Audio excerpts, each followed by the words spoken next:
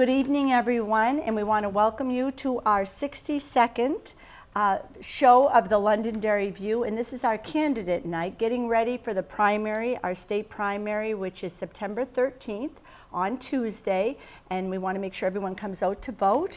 It's so very important, and we'll talk more about that, Bonnie and I, later on in the show. But tonight we have our very special first guest with us, Gail Huff Brown, and she's running for our Republican candidate for the first U.S. Congress in the 1st District. Did I get that right, Gail? You got that absolutely Oh boy, right. everyone. It's a lot. It's a mouthful. It is. We just say CD1. CD1. CD1. CD1. CD1. All right, U.S. Congress CD1. There you go. Thank you so much. But Gail, we really appreciate it, and thank you for being with us on the Londonderry View. So, thank you. And we know you have a lot going on right now too. Yeah, so. well, just a wee bit. Just a wee bit. My daughter happens to be in the hospital right now in labor. So yes, we will have a little grandbaby soon. Very exciting. Very exciting. Very exciting. My gosh. Well, congratulations. And we do, since you're here in Londonderry on such a special occasion with us, we always make sure the newborns in our town get a little Londonderry bib, and so we know that you'll always remember your time with us on the Londonderry View. You. So, oh my goodness, that is so sweet. Thank you so much. You know, this whole area is very special to us because our daughter, Ayla, who is right now in the hospital having a baby, Ayla Brown, she played basketball for the Crusaders. She was on their AAU team. So, of course, she spent a lot of time here in Londonderry, for workouts, for games, for, you know, so she has a lot of friends here, and we've spent many, many years in this area. So this is going to be special that you're here. Special. Yeah, this is going to be very special. That's yes, wonderful. Thank you. Oh, no, wonderful. And we just want to give every candidate about 10 minutes to kind of share with our viewers a little bit about yourself, why you're running and taking on this true labor of love, because running for any position is really a lot of work and a lot of love involved. So go ahead. Thank you. It is a lot of work. There's no question about that. But I have to say that this is really what it's all about. I became a grandmother a little over a year ago, and to Cece, little Cecilia Gail, and she lives in Portsmouth with, of course, her mother, my daughter Ariana, who's a veterinarian, and I was at the hospital, I was at the Portsmouth Hospital, you know, looking at this little tiny baby, and I'm thinking, what's America going to be like when she's my age? You know, what will America be like? I wasn't looking at it in a negative way. I was looking at it in a what will America be like way. And, you know, I spent 30 years as a journalist, and that was my job, you know. And in my role as a journalist, I was very, very concerned about freedom of speech. Right? Because every single day, you know, I spoke to people. That was my job, right? I interview people, I get research, I collect information, I collect facts, and then I deliver that information. And I never question whether or not I have the right to speak freely. So freedom of speech has always been a huge importance to me.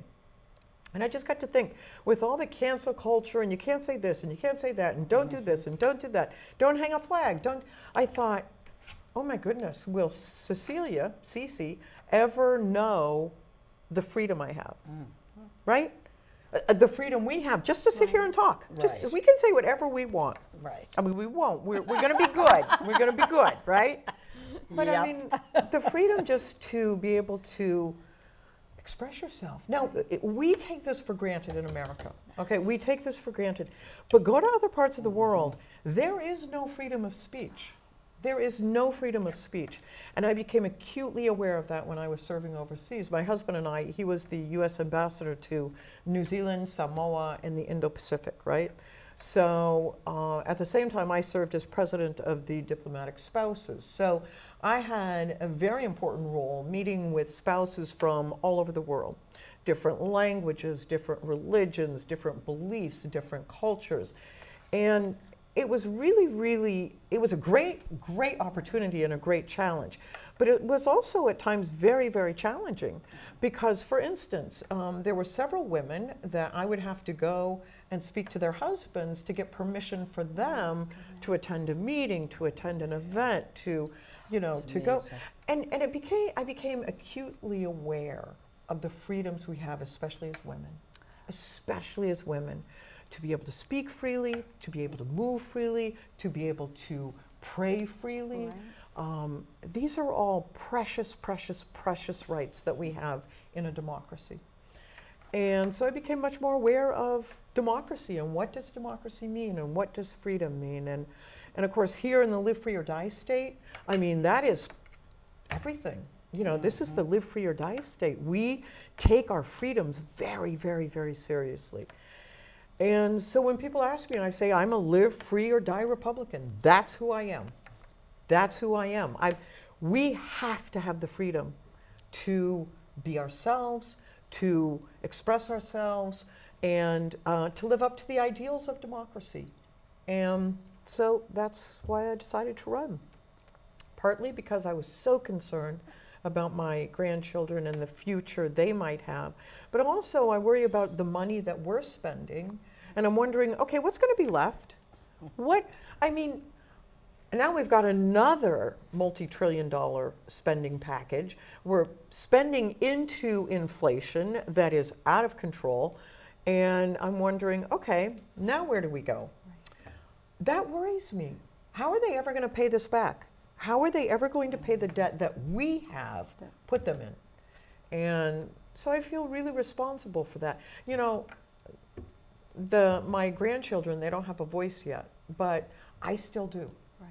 I still do. Very well put. And as long as I'm still on this earth, I'm still speaking. And I'm still speaking what I believe to be the facts and what I believe to be the truth. And I want them to know when they grow up that, you know what? Gigi did the best she could. She got out there, she spoke, she took a stand. Right. Took a stand.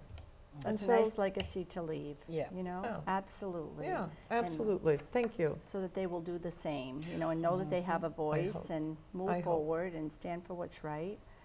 Yeah, absolutely. Definitely. My goodness, Well, I love one thing that you expressed at one point. You had said that being a newscaster, that in today's world with social media, you can anything, you put it out there, you tweet it, and people take it for truth, which is so scary because it devastates careers, it ends lives, it's horrible. But one thing you had said back when you first started as a reporter and in your career, it was mandated that you had to have 3 viable sources before anything could go on there. Isn't that interesting, Bonnie? Yeah, I mean, it is. that It just is. fascinates me. Like, how did we get to the point we're at now, where and on some of the news channels too, it's it's just being said for reaction, for for negativity. And I thought, wow, going back into when It's you scary. started. It's scary Yeah. to me because when I was working as a reporter, like for Channel 5, and I worked as a reporter before that, in Providence, in Hartford, in Boston. I worked in Washington, D.C. while my husband was serving as a U.S. Senator, and I worked for NH1 News here in New Hampshire. So I've worked for every state except Maine and Vermont in New England. So I've been covering news in New England for over 30 years. And not just when I started. I mean, I took an oath. I took a because journalism you personally, oath. that's Yes. true too, right? And in the oath that a journalist takes, it is that I will promise to give all sides of the story. There you go. I will assure that I will seek all of the facts, because you can deliberately not see facts, Right. and Yes, that you is can. another Yeah. form of denial, right? So I was very, very careful to live out that and to really, I really believe when you take an oath that it's a promise. And I forget that newscasters do have to take oaths. Newspaper people Yeah. that own and Yeah. write. That's an oath that they take as a journalist. It's a journalist oath. I completely It's a forgot real about thing. that. And so while I was working as a journalist, I was very Focused. straight down the middle. And reporters have said to me, Gail, I didn't know that you had any political. And I say, well, honestly, if you knew I had any political beliefs, I wouldn't have been doing my job. Right. Right? I Very would true. not have been doing my job. Absolutely. My job is right down the middle Right. to look at Nonpartisan. all sides. Yeah, absolutely. Nonpartisan. Right. Yeah, Exactly. My goodness. absolutely. Wow. It was very interesting, Gail. Would you like to close with anything? Anything at all that you'd like to say? This was wonderful. Well, thank you for this opportunity. Thank you for this opportunity to sit with two lovely ladies. And you know, I appreciate that we have local access because what's most important? What's most important is that people get a chance to meet face to face with the people that are going to represent them. That is so important. It really is. It's so important. And I'm open. I'm open to phone calls, to tweet, to Facebook, to Instagram, to you name it. Any way you want to get in touch with Gail Huff Brown for Congress.com. That's my, you know, that is my website. I encourage people to go to the website and look at learn about and learn about me. And you know, I hope that what you learn is positive and you say, you know what? I want that woman representing me. She's a mother, a working mother. She's a grandmother. She's a military spouse of 39 years. I've walked a lot of paths, 30 years in journalism, almost 4 years overseas, serving my country. And, you know, I think that I have life experience, and I think that's very important. Yeah, Thank you that is so important. much. Thank you. Very important. Well, we thank you so much again for being with us. Of course. Yes. And there'll be good news soon to be heard. Yes. So we know you really do have to run. Literally. Down, so we won't keep you any longer, but we are very grateful that you came on. Thank you. Thank you so we really much. appreciate Thank it. you. Okay. Roger Filio is with us here on the Londonderry View. He is running for the Republican House of Representatives, District 35. And Roger, we want to welcome you. Welcome. We really appreciate your being here with us tonight. And this is just an opportunity to share a little bit about yourself. And you know, and we're just really happy to be here with you. Well, thank you for having me. I am a little nervous. I get nervous when I'm between two beautiful women, you know, but I hope I can. We're off to a good start. Yes. Well, I want to talk a little bit about the district. Apparently, a float district is fairly common in the northern section, but I don't know if we've had very many here. I've never heard of one. But all it is when they do the census every 10 years, they come up with a number of people should be represented by a representative. And we have a limited number of representatives, 400. And they divide that in, and it comes up, so they make a little district just to keep everything even. Mm-hmm. And that's what it is. That's where I am. So it's a little district that's halfway between Windham and Londonderry. And I'm not sure it's a physical boundary. But Very interesting, Roger. Yeah. You described it well, because Yes. it can be confusing. You're right. But now I will be on the Windham ballot, Windham. They don't like to be called Wyndham. And on our ballot here, but not with all of the 7 reps that we get. There's another section on the ballot. And I haven't seen that yet. That's right. Oh, absolutely. really? Yes, Yes, it's so- very interesting. And there is a Republican from Windham running against me, or, you know. And there is also somebody, a For the Democrat, Republican and Democrat, will exactly. be on the, yeah. that's correct. But that's enough about that. Let's talk about me. I've been in town for, a lot of years, more than 47. And prior to that, I lived in Salem for about 8 years or so. And before that, I was in Massachusetts. But I escaped and came to God's country.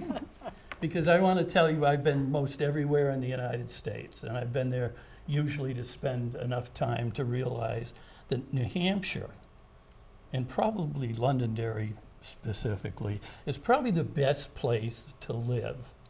We have everything here. You know, from an hour from Londonderry, you can be in all the theaters in Boston. That's true. Another hour, you're at the beach. You want to ski right up another hour Truly, north. right. I mean, and if you don't want to do anything, you stay in the center. That's right, that's true. You know, Shopping so stores. yeah, it is really. When I moved here, it was considered the center of the Golden Triangle. I don't know if you remember that. Boy, the center of the gold. Yeah, Londonderry is between Nashua, Manchester, and Salem. And that's a Golden Triangle. But that's not why people should vote for me, because I love where I work. I've been a Londonderry Historical Society member for many years. I served as an officer for a while. I was appointed to the Conservation Commission, and I was appointed to, and I'm serving on the Planning Board. I owned a real estate company and a small retail store, and I served 35 years in the Army and retired as a sergeant first class. And my nickname from my grandchildren is Sarge, because I made sergeant when I was 19, in about 1963, and I retired when I was 60 years old in 2004 as a sergeant. I did not know that, Roger. That's quite an honor. Thank you for your service. Well, That's, I have to say I never went to combat. I was in the 82nd Airborne, and I served a year and a half in the 11th Special Forces right down in Boston. But I never went over. I was overseas for a year in Korea. But you were ready Yeah. and willing. A Yeah. long time waiting. Yeah, You know? yeah, They never amen. called me. No. But be that as it may, basically I am a fiscal conservative. And what that means is I don't mind spending money. I want to get a value for what we spend. That's the most important thing. If we get a value, if it values you or you, and it's necessary, we spend it. If it doesn't value anybody, then why spend the money? And I am a social moderate. One of our big issues, as everybody knows and talks about, has been the issue of abortion. And contrary to popular belief by some people on the TV that I see, men cannot get pregnant. So I've never had to worry about that. But it is a concern. And right now, I believe that abortions are allowed up to the 6th month. I'm pretty sure we just passed that rule. I am not one of those people that say it's all or nothing. If someone comes along and says we're going to lower that term to 5 months and 2 weeks, I will vote for that, because I think it's a step in the right direction. And I think that's the way it should be. I'm definitely a First Amendment.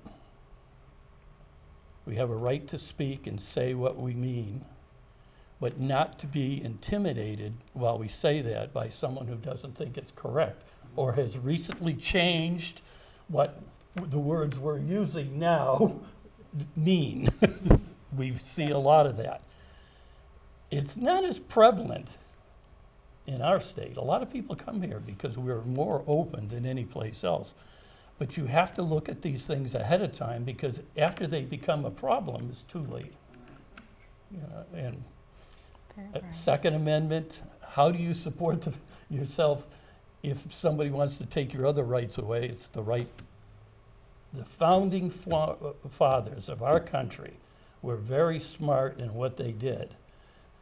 They just had a war against people who were trying to oppress them. So when they made the Second Amendment, they did not mean it was just for hunting. No one even thought that. It was to defend ourselves against foreign entities and any entities who are here who are taking away our rights. One of those rights is property rights. There is the nibbling away of property rights. You should have an ability, as long as it doesn't affect the person who lives on your street, you should be able to do. If you want to paint your house purple, you should be able to do that. School choice. If you go to a faith-based college and you want to get a loan to go there, the government will give you a loan. But if you want to go to a faith-based high school, they won't help you. I believe that's true. I've seen it. But why shouldn't the money who is given to a child go to whatever school they want to go to? As long as they can meet the curriculum that the the general people want, Absolutely. and they meet all the standards. I've been to a parochial school when I was a younger person. The nuns who taught us, I went there for catechism after my public school. Sure, right. They were all certified teachers. You know, You're right, yes, you know, yeah. you got to be so they knew what they were doing, and I didn't, I brought that up, but But it's nice you brought that up. yeah, the school choices would be, and I am definitely. We need to take back control from the major. The school board here is reasonable; it's elected, but they're being dictated to from higher groups, and I think it's the largest teachers union. I worked in the schools. The teachers feel the same way as I did. You know, it's very interesting to see who, but they're being told what to teach, and I don't think. Yeah. And believe me, I think basics are important. And if you don't know the basics when you get out of school, if you don't have a computer real handy, how are you going to know? And how do you know if the computer's actually right until you have a way of testing it? And I'm going down my list. And you're doing a great job.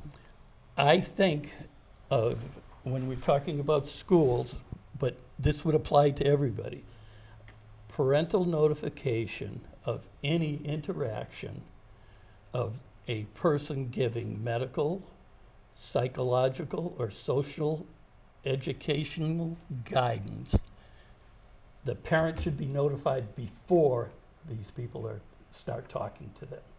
There's a lot of stuff going on on a national level, but you need to, I'm not saying that they can't do it, but your parents, I don't know if it's still true, but there used to be a law, if your child committed damage to somebody else's property, Right. you were responsible for their Sure. child and that. Right. So all of a sudden, somebody else is now going to be responsible for your child to make a decision, a medical or a psychological. Yeah. That is not right.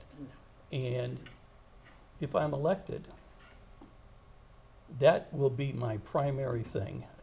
You never know when you get elected to be a state representative what committees or what area you're going to work on. But that doesn't mean I won't find out where these sort of things will fall under and talk to people in those committees. And search them out. and Yeah, find out represent. what's going to happen, Yep. And there's nothing wrong with that. And, it goes without saying, I'm not a broad-based tax person, and I'll tell you why. We have a pretty good-sized property tax. When they bring in a broad-based tax, whatever it is, that'll lower our taxes for 3-4 years, and then we'll be paying the same tax we were paying, and plus the broad-based tax. And that's pretty much what I. Well, Roger, Well, yeah. thank you.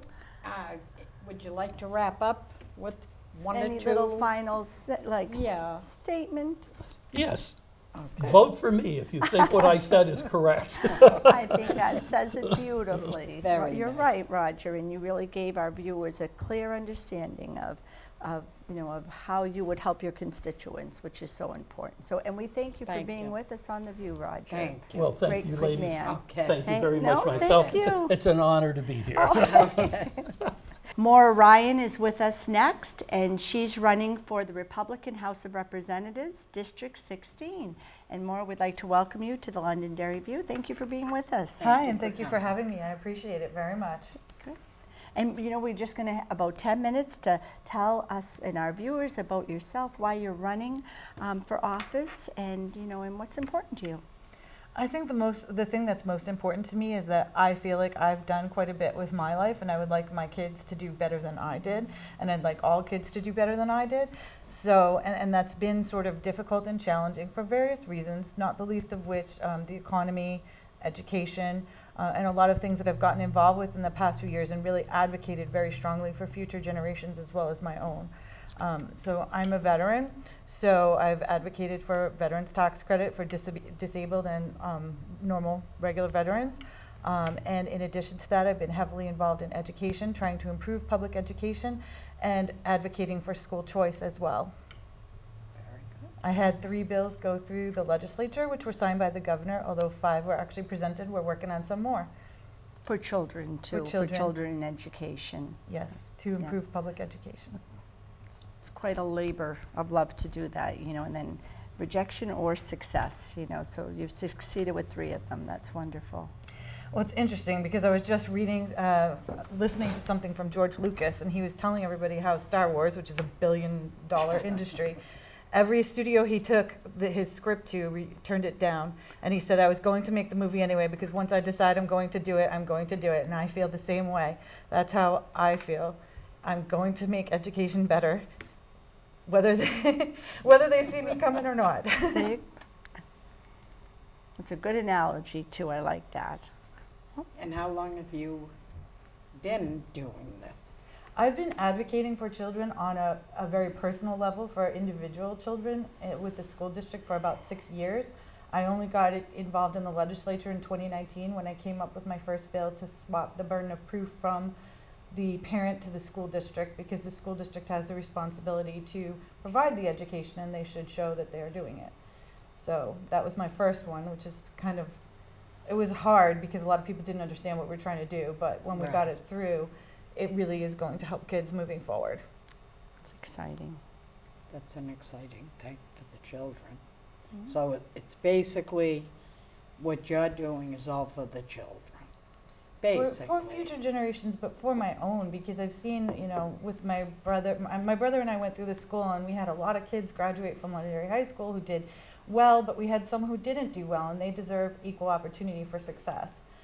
There's a famous apple pie story. So if you ever bought an apple pie at McDonald's, there's a divorced woman who owns the company, and she was hiring kids who were graduating from high school to work at her factory.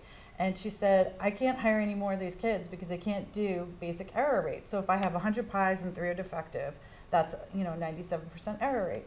A completion rate. So she started bringing Polish workers overseas.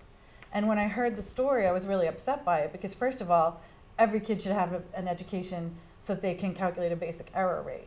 But it was also impacting our workforce because there weren't people to take over certain jobs, which meant that people couldn't retire. And there were people who wanted to move up who couldn't move up, and various things were happening. But ultimately, she ended up bringing over a number of Polish workers on visas, and they stick around, and they make great American citizens if they choose to become them. But by the same token, why are our kids not getting those jobs and advancing and moving forward? Because we want them to. We don't want them living in a basement. We want them having their own home and having their own kids and being prosperous, just like we were. Great story. Great story. Like that. Very good. Yes, my goodness. Yeah. Yeah. Anything else that tells maybe about your professional background?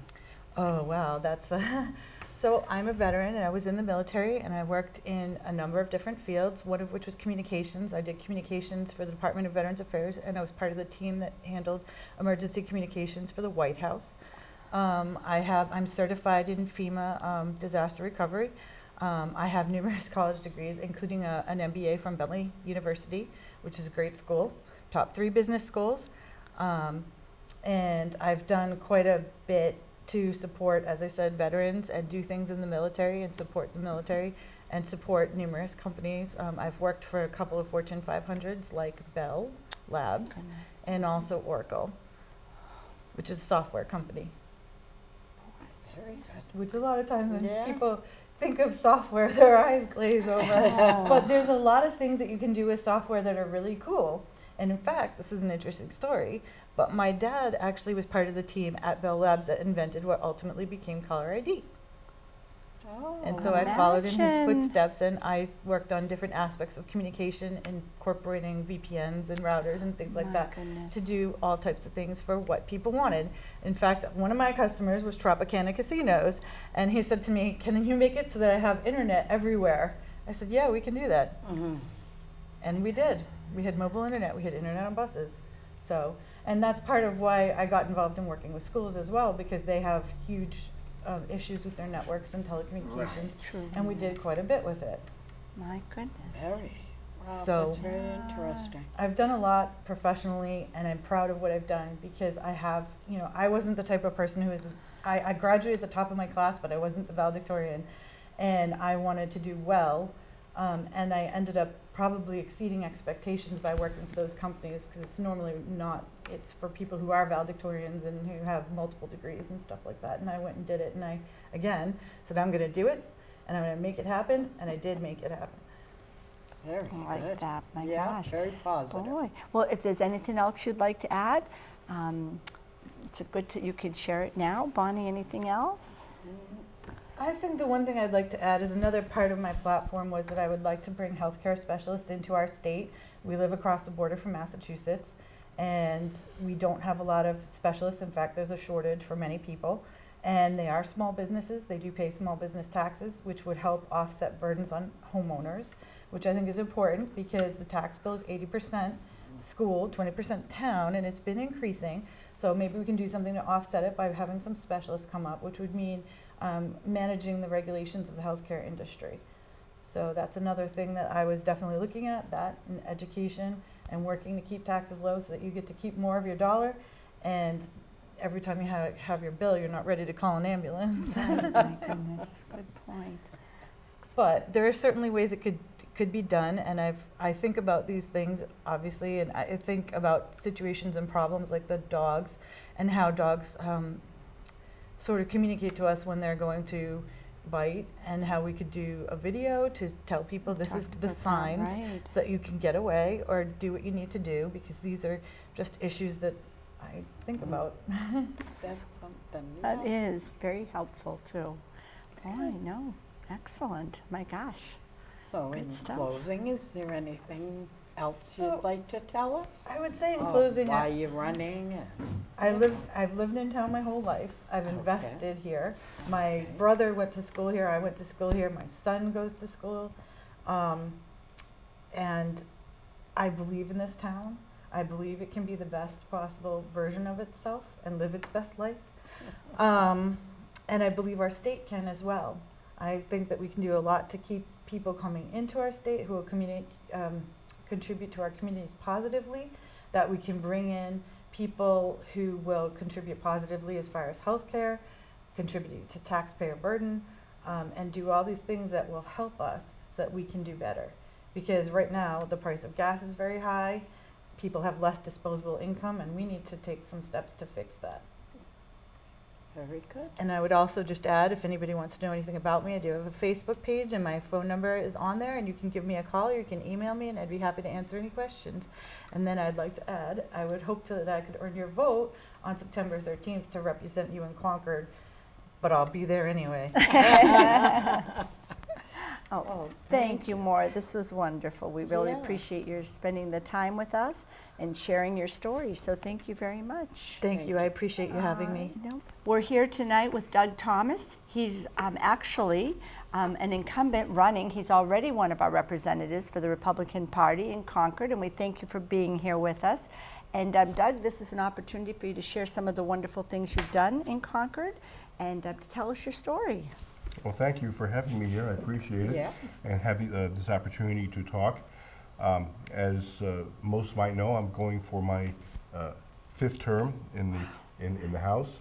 The first time that I ran, I wanted to not only get involved, but I also am a New Hampshire person by heart. My family moved here when I was 9 years old, and I lived up and went to school with Mel Thompson's kids.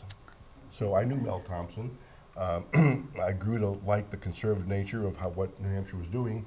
And when I went into the Air Force, I always maintained my New Hampshire residency. So when I retired from the Air Force and Air Guard, came back here, got a job at Hanscom Air Force Base as a contractor, I moved back to New Hampshire. And I've been in Londonderry about 16, 17 years so far. So I saw the way New Hampshire was all this time, and basically I want to keep the New Hampshire spirit. And I've seen what's been happening. We have people moving in, and perhaps they don't quite understand how New Hampshire works, and they like it here, but I want to make sure that we adhere to our not only conservative principles, but our constitutional principles. So I decided to run, and I ran, and it was interesting primary. I had a recount in the primary, and I won the recount by 1 vote. Wow. And that's how I got started. But I'm very glad to be in the House and to give back. My interest here at the time was technology, because that was my degree was involving technology. So I joined the Science, Tech, and Energy Committee. But I also have a very firm feeling for education. And throughout my entire career here, I've always supported school choice. I think it's very important that parents have a choice of where they can send their kids to. Some kids just do not perform well in certain environments, and parents should have that opportunity to move them to an environment where they know best. True. We have some very, very good people that work on our education committee, and I look at those people. Even though I'm in a different committee, I look at their bills. I've co-sponsored a couple of them. In fact, one bill I tried to co-sponsor was to maybe have more transparency for school budgets so people could see just what it's costing on a per student basis. Unfortunately, there were some issues going through committee. It didn't quite make it, but we'll try again. But school points and school choice and the what we call the educated freedom accounts are very important, because the money should follow the kid. And it doesn't harm any other school, because it's only the state money that follows kids. It's been very successful. More people took advantage of it than we thought would, and that's a good thing. The other thing involving education, and I think I heard the previous candidates mention it, is the Parental Rights bill. It seems to me that about 15 or 20 years ago, parents were being criticized for not being involved in their school. Now it seems like there's a little bit of pushback on just what the kids are being told they can tell their parents. I have a friend that came over and said, daughter came back from school, what did you learn today? Mommy, I can't tell you because I was told not to tell you. I don't think that's right. No, right. So we just missed parental rights last year. We're going to do it again. And if we do have education people that will probably be putting that bill forward, but you bet I will be a co-sponsor on that bill. My primary focus here, though, because of my committee, is with energy, science, tech, and energy. I was fortunate enough this last term to be made the VP of Science, Tech, and Energy, and I work very well with our chair. And our main focus is trying to reduce the cost of electricity to our people here. It's a very hard thing to do. It's very complicated because a lot of it has to do with federal programs. A lot of it has to do with a very complicated mixture of bids and certain days or what price is what. It's really hard for us to put a finger on it. So what we work on is we work on any programs that the state may have put together that may involve subsidies. We think those subsidies should be taken away in many cases, because it just adds to your cost of electric bill. We will be focusing on that. I also was proud to support a bill that passed last year where we will now have a conversation on whether or not brand new, totally safe technology involving small nuclear power plants that might be of value to reducing our CO2 emissions, because there's zero emission for CO2. And it's just a conversation to find out what might work for New Hampshire. In fact, the conference I just came back from talked a great deal about the brand new technology, much smaller. Some technologies use waste from other power plants that can convert. So these are things that I'm interested in. The other thing I also did that I'm proud about is that I sponsored a bill that I hope will eventually help our forest industry in this town.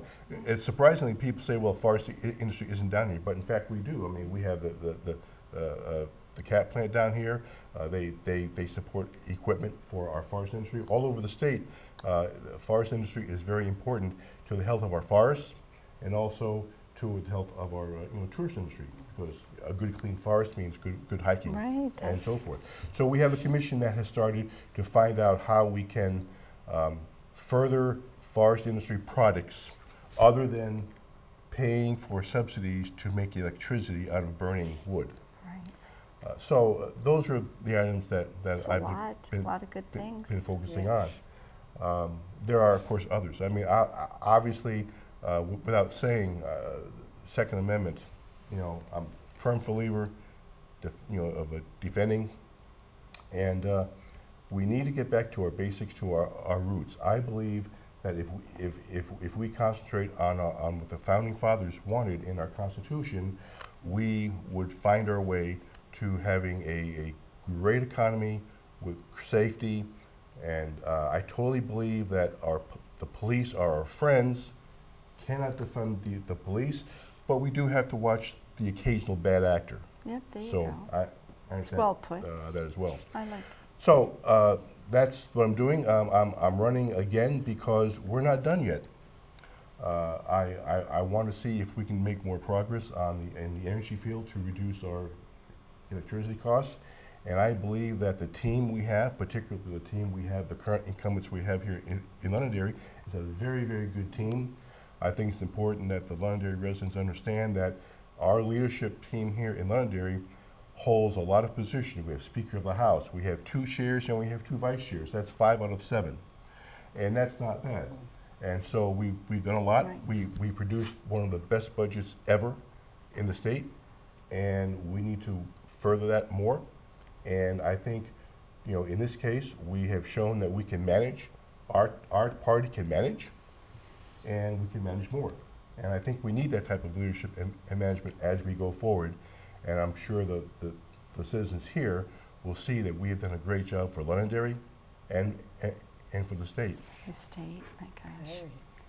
Yeah, and people I don't think realize how much those that run for the House of Reps and who are already part of it, how much they need to go up and be involved and be at lengthy meetings and have our voices heard. The word I keep saying during all of these is that labor of love. Like it's not just politics. You do this because of your heart and what you want to see for future generations. So, That's right. Thank you. We've done a lot, and we reduced the meals and sales tax. We reduced the business tax. We're even reduced and going to eliminate the dividends tax over a 5-year period. All of this has contributed to New Hampshire's economy growing. Right. We're the best economy in the entire Northeast, and there's a reason for that. That's Very nice. Well, in wrapping, what would you like to wrap up your little Well, talk now? I- Just did a great job. Yeah, Well, you thank did a you. wonderful job. Well, I would just say that we have a strong team in town, and the incumbents are running again. We have 2 vacancies, and we have 2 individuals that we know for sure that would make fine additions to fill up the 2 gaps. But I would ask the voters to consider where we are now, and to please consider me in the New Hampshire primary. And I would enjoy their vote, and I will appreciate any support that I can get from them. And you can see me. You can see my website at DougThomasNHRep.com. That's pretty wonderful. Very nice. Well, Thank you, Doug. for Thank you coming so in. Thank much you from for us. being here Thank with you us so much. tonight. We appreciate it. Hi, everyone. We have with us Sherman Packard, who is running as an incumbent for the House of Representatives, Republican Party, actually District 16. And it's an honor to share with you that he's also the Speaker of the House and has been for this term. So Sherman, we appreciate you taking the time to be with us tonight on the Londonderry View. Oh, it's my pleasure. My pleasure completely. Well, maybe for those that have moved into town, just a brief history of me. Perfect, sure. I'm a New Hampshire native. I was born and brought up in Manchester, and I moved to Love that. Londonderry in 1973, and been here ever since. I lived here, initially with my wife and my daughter. My daughter went through the whole school system. Unfortunately, my wife passed away just a little under 4 years ago. And so I kind of just dove into politics even heavier than I was.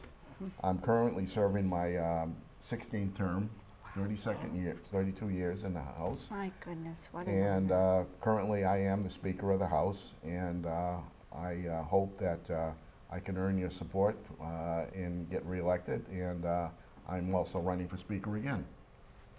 And just a quick note of interest, we look back in the books, and I'm the first Speaker from Londonderry in that we can see.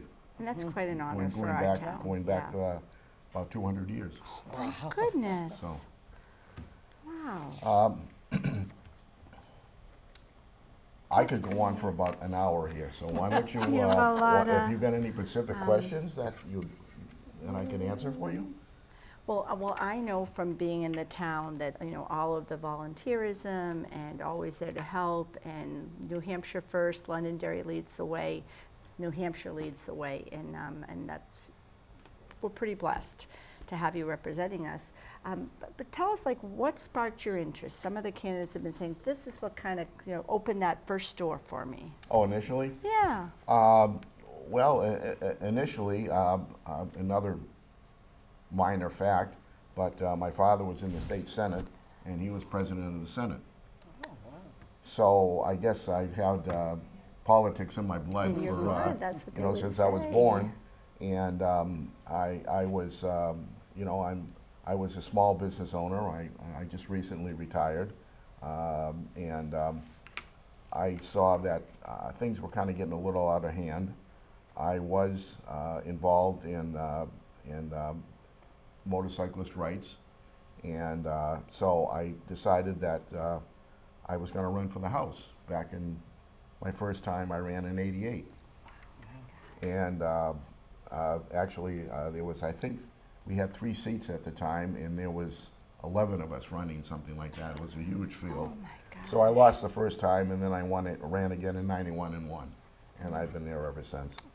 Wow. I'd maybe like to go over a little things. I've been watching everybody, just to let the people know what we did this past session. As Doug said, we passed probably the most conservative budget in state history, and with that, we sent close to $400 million back to cities and towns and different venues. Gosh, And the biggest one was we sent $100 million into the statewide property tax, the SWEP fund, to reduce your property taxes. And the money went directly into the fund. The fund was, we collected, I think it was $354 million a year. And so what we did is, instead of sending the money back to the cities and towns and having it maybe spent wrong as we were hoping it would be spent, we reduced the amount of money that the cities and towns had to collect to $254 million, and we put the $100 million into the statewide property tax, so there wasn't any decrease in funding. As Doug said, we reduced the business profits tax, we reduced the business enterprise tax, and we also exempted businesses from paying tax on their federal aid they received. Oh my gosh. And like right here, I have all my CRIP notes here There you because I go, can't that's remember all all right. this. Oh, Yeah. for COVID, That's was it? fine. We sent over $200 million back to municipalities and highway block grants, bridge aid, water projects, retirement, contribution to retirement costs. Goodness. I think that was $28 million alone. And we established the Education Freedom Account, and that has allowed, I think, over 2,000 kids to take advantage of a different choice, school choice. We did a lot, obviously, because of COVID. And those things, I mean, we could go on for another 10 minutes on that, which I know we don't have. But just on the education alone, you can see the sheet here of all the stuff we did on education. There's approximately 25 different things that we did on education. Wow. So that, we did an awful lot on that. And in fact, I'm going to be presenting, I was able to get a check for the STEM project in Londonderry, and I'm going to be presenting them a check for $2,000, I think, on Thursday. My goodness. That, again, was because I was speaker and I had that opportunity to do that. Obviously, in town, I have been a member of the Londonderry Lions for the last 29 years. I served in a number of positions, president, treasurer, and that's been very rewarding. It's a great organization. I'm a New Hampshire Master Mason, and I've been involved with the Masons for quite a while. And that's some of my history. One of the other things that we did was we're phasing out, as Doug started to say, we're phasing out the interest and dividends tax over a 5-year period. One of the things that we found as we were working on that was that not a large number of people, but a number of people that retired went to places like Florida that didn't tax the interest and dividends of their retirements, and that's what they used to live on along with Social Security or something else. So we're phasing that out, and we've been told by a number of people that, well, that could make the difference whether we move out of state or not. One of the other things that we're doing right now, that I came up with this idea, is the energy costs are uncertain. I mean, gas was at $5. Heating oil was going up to $5.50, maybe approaching $6 a gallon. We're working on right now putting $25 million of our surplus aside for those that don't qualify for the LIHEAP program. And we're putting that aside for those people that may be just the next step up. And we broke it down to about $450 per household. That'll help 50,000 households. Oh my gosh. So we're working on that as to how that's going to be done. We have to vote on that on Veto Day, which is going to be September 15th. We also, the governor, I think, you know, everybody's heard the governor's program of giving back $100 through the different utilities in the state. And that's another thing that we have to appropriate on Veto Day. But we're working on how that's going to work. So we're if that is done in total, that's over another $60 million. So it'll be close to $100 million that we're giving back in our money that we have. So these are all things that we've been working on, and even though we're out of session, you know, what I said to the people at the Energy Department, and I said, look, there's no way I want New Hampshire citizens have to choose between food and heat. So we put this program together, and I'm confident that we'll get it passed on Veto Day. So that's just some of the things that we've been working on.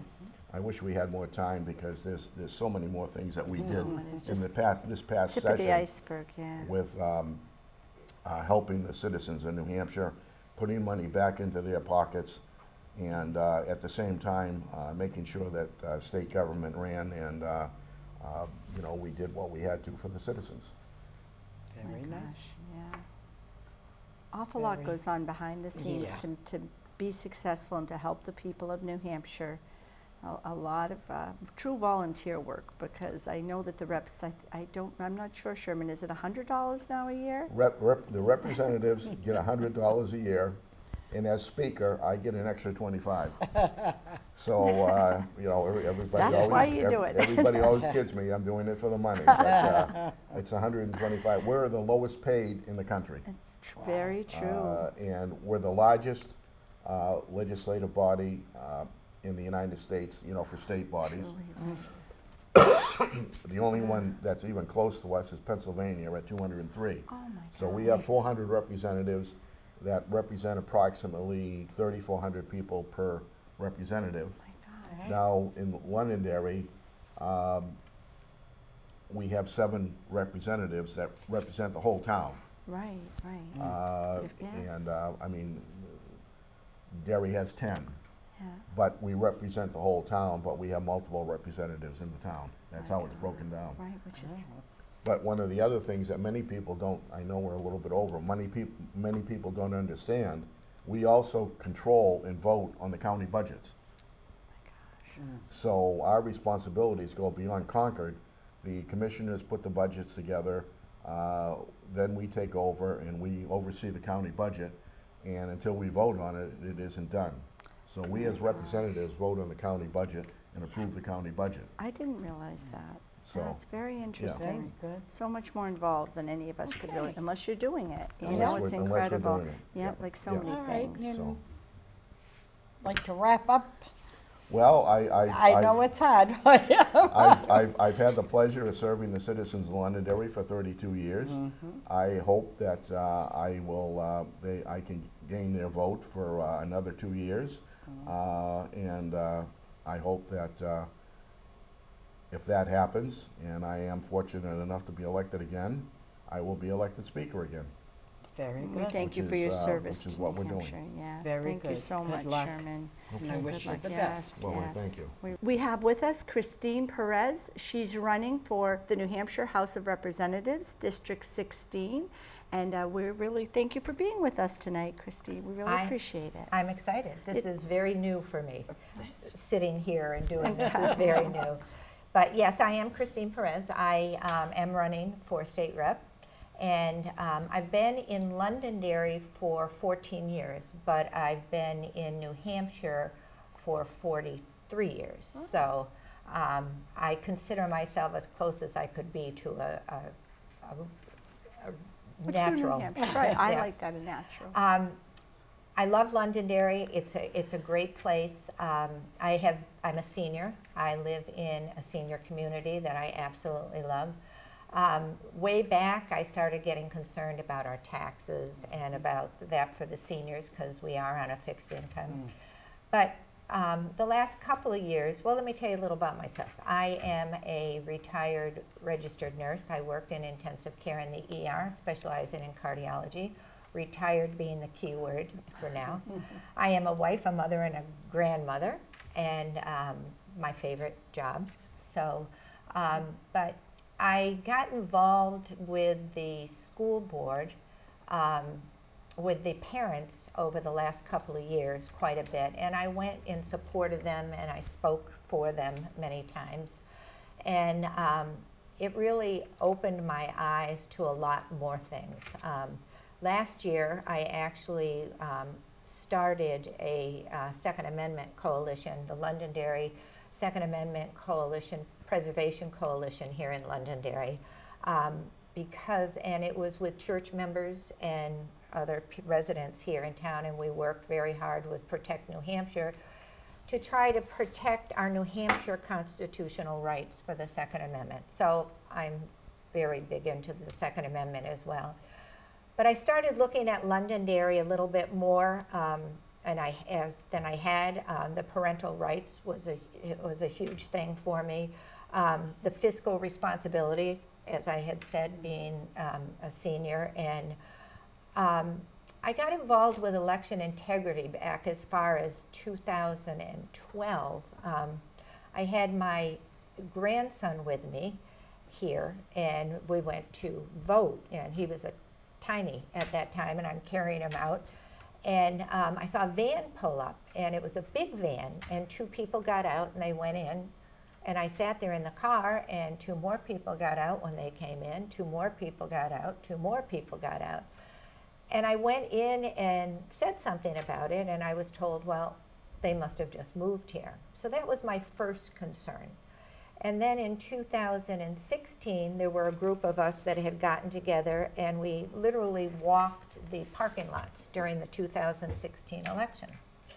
And in 45 minutes, I took pictures of 19 out-of-state license plates.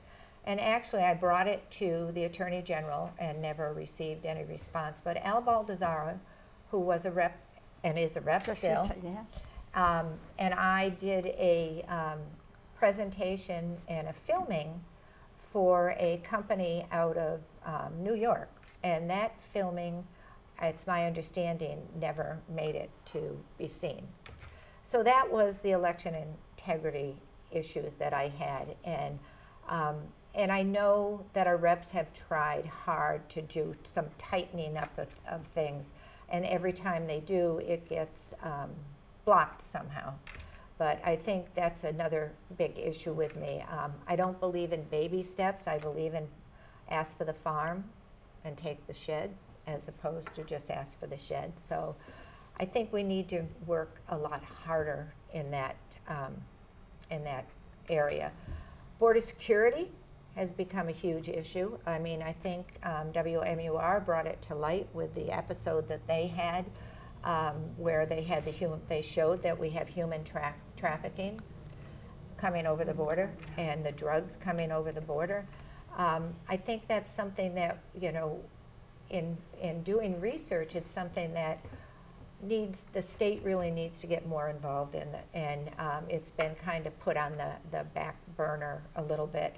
I know we lost some of our border patrol to the border, the other border, and I think that's a problem. But so all of those things together, I feel that before we put bills into the State House, we really need to reach out to the people of Londonderry and ask them what's important to them.